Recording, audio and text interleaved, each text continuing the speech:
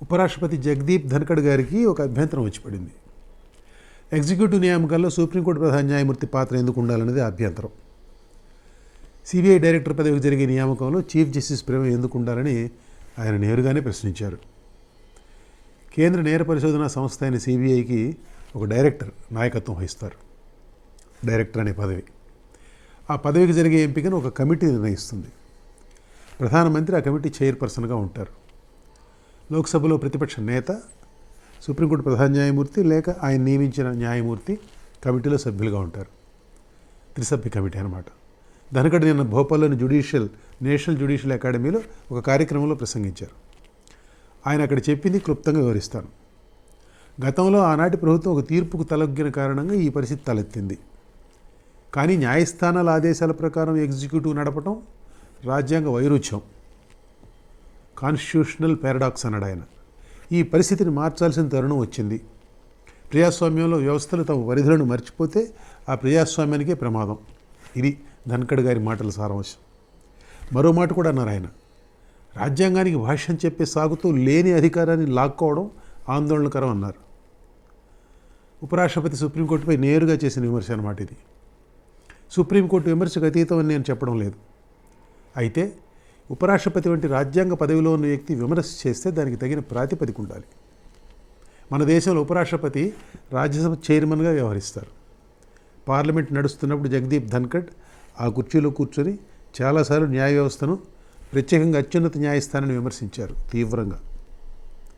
చాలామంది బీజేపీ నాయకులకు ఉన్నట్టు ధన్కడ్కు ఆర్ఎస్ఎస్ నేపథ్యం లేదు. ఆ మాటకొస్తే ఆయన బీజేపీలో చేరడానికి ముందు జనతాదళ్లో మొదట, తర్వాత కాంగ్రెస్లో పనిచేసిన వ్యక్తి. కానీ ఏ ఒరిజినల్ నాయకుడికి లేనంత భక్తి శ్రద్ధలతో బీజేపీని సేవించారు, ఆయన సేవిస్తున్నారు. ఇంగ్లీష్లో న్యూ రిక్రూట్స్ జీల్ అంటారు చూడండి, అలా అన్నమాట.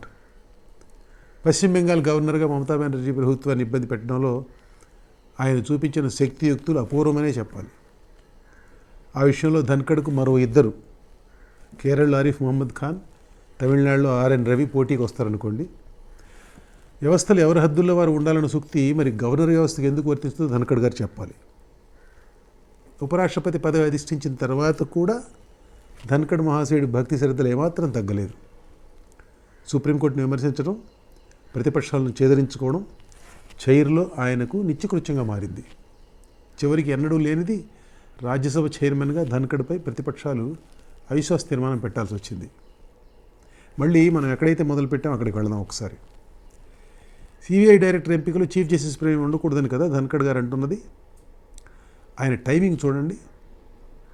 రేపు 19వ తేదీన సుప్రీంకోర్టు ముందుకు ఒక కేసు వస్తున్నది విచారణకు. కేంద్ర ఎన్నికల కమిషనర్ల ఎంపికకు మోదీ ప్రభుత్వం 2023లో చేసిన చట్టం చెల్లుబాటుపై దాఖలైన కేసు అది. 2023 మార్చిలో సుప్రీంకోర్టుకు తీర్పు ఇచ్చింది. ప్రధాన ఎన్నికల కమిషనర్లను ప్రభుత్వం నియమించడం చెల్లదని, ఎంపికకు ఒక త్రిసభ్య కమిటీ ఉండాలని ఆదేశించింది ఆ తీర్పులో. ఆ కమిటీలో ప్రధానమంత్రి, లోక్సభలో ప్రతిపక్ష నేత, ప్రధాన న్యాయమూర్తి సభ్యులుగా ఉండాలని తీర్పులో చెప్పారు. తర్వాత మోదీ ప్రభుత్వం చట్టం చేసింది తీర్పు ప్రకారం. అయితే అందులో పొందుపరిచిన కమిటీలో ప్రధాన న్యాయమూర్తికి బదులు మరో కేబినెట్ మంత్రికి చోటు కల్పించారు. ప్రస్తుతం ప్రధాన ఎన్నికల కమిషనర్గా ఉన్న రాజీవ్ కుమార్ 18వ తేదీన పదవి విరమణ చేయనున్నారు, రేపు 18న. ఆయన స్థానంలో మరొకరిని ఎంపిక చేసే కమిటీలో కొత్త చట్టం ప్రకారం ప్రధానమంత్రి గారు, రాహుల్ గాంధీ, అమిత్ షా సభ్యులుగా ఉన్నారు. 17వ తేదీన ఈ కమిటీ ప్రధాన ఎన్నికల కమిషనర్ ఎంపిక చేయడానికి సమావేశం అవుతున్నది.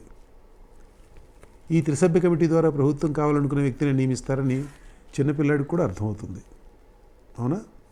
కమిటీలో మెజారిటీ వారిదే కదా. 3లో 2 వారే, ప్రధానమంత్రి, హోంమంత్రి. ప్రజాస్వామ్యానికి ఆయువు పట్టు లాంటి ఎన్నికల ప్రక్రియను నిర్వహించే యంత్రాంగం ఏదైతే ఉందో ఆ యంత్రాంగంపై ప్రభుత్వానికి పట్టు ఉండకూడదన్నది సుప్రీంకోర్టు ఉద్దేశం. ఆ ఉద్దేశంతో సుప్రీంకోర్టు ఆ తీర్పు ఇచ్చింది. ప్రభుత్వం ఆ స్ఫూర్తిని వమ్ము చేస్తూ చట్టం తీసుకొచ్చింది. అందుకే దానిని సుప్రీంకోర్టులో సవాల్ చేశారు చట్టాన్ని. దానిని సుప్రీం ధర్మాసనం వినడానికి 3 రోజుల ముందు ఉపరాష్ట్రపతి ఈ సందేశం ఇచ్చారు. ఏమనుకోవాలి మనం? ఆయన సందేశం ఏమనుకోవాలి మనం? మాట్లాడేందుకు తనకున్న స్వేచ్ఛను ఆయన వినియోగించుకున్నారు. దాన్ని మనం తప్పుపట్టనక్కర్లేదు. అయితే ధన్కడ్ గారు కొన్ని ప్రశ్నలకు సమాధానం చెప్పాలి. ప్రజాస్వామ్య వ్యవస్థలో స్వతంత్ర ఎన్నికల యంత్రాంగం ఉండాలి, అవునా? మోదీ ప్రభుత్వం చేసిన చట్టం ప్రకారం మన ఎన్నికల కమిషన్ స్వతంత్ర యంత్రాంగం కిందకి రాదు. ప్రభుత్వమే నియమించే పక్షంలో ఎన్నికల కమిషన్ అది స్వతంత్ర యంత్రాంగం కిందకి రాదు. కాబట్టి ఎన్నికల యంత్రాంగానికి స్వతంత్ర ప్రతిపత్తి ఉండక్కర్లేదని మీరు భావిస్తున్నారా ఉపరాష్ట్రపతి గారు? ఎగ్జిక్యూటివ్లో జ్యుడిషియరీ ప్రమేయం ఏమిటని మీ అభ్యంతరాన్ని మాట వరుసకు నేను కూడా సమర్థిస్తాను కాసేపు. రాజకీయ ఒత్తిడికి ఏమాత్రం లొంగకుండా సిబిఐ నిష్పక్షపాతంగా చాలా బ్రహ్మాండంగా పనిచేస్తుందని మీ ఉద్దేశం కాబోలు బహుశా. అలాగే అనుకుందాం కాసేపు. మీ మాట ఎందుకు కాదనాలి? సిబిఐ పంజరంలో చిలుకలంటిదని సుప్రీంకోర్టు 2 సార్లు అన్నది కదా. గతంలో యూపీఏ హయాంలో ఒకసారి అంది, మీ హయాంలో ఒకసారి అంది, బీజేపీ హయాంలో. వారికి పని పాట ఏమి లేక మచ్చలేని సిబిఐపై బురదలేరని అనుకుందాం కాసేపు. మరి వాస్తవం వేరేలా ఉందేమిటి చూస్తే? మరీ ఎక్కువ ఉదాహరణలు అక్కర్లేదు కానీ యడియూరప్ప మీద, గాలి జనార్దన్ రెడ్డి మీద ఉన్న సిబిఐ కేసులు ముందుకు ఎందుకు నడవండి ధన్కడ్ గారు? ప్రస్తుతం బీజేపీ తరపున అస్సాంను పాలిస్తున్న ముఖ్యమంత్రి హిమంత బిశ్వ శర్మ కాంగ్రెస్లో ఉన్నప్పుడు శారదా చిట్ ఫండ్ స్కామ్కు సంబంధించి ఆయన ఇంటిలో సోదాలు నిర్వహించి నోటీసులు ఇచ్చిన సిబిఐ మళ్ళీ దాని జోలికి వెళ్ళడం లేదేంటండి ధన్కడ్ గారు? అమెరికాలో ఆ మధ్య ప్రెసిడెంట్పై ఎఫ్బిఐ కేసు నడిపింది, అమెరికన్ ప్రెసిడెంట్ మీద. అలాంటి స్వతంత్రత సిబిఐ ఎప్పుడైనా ప్రదర్శించిందా అండి? ఇక్కడ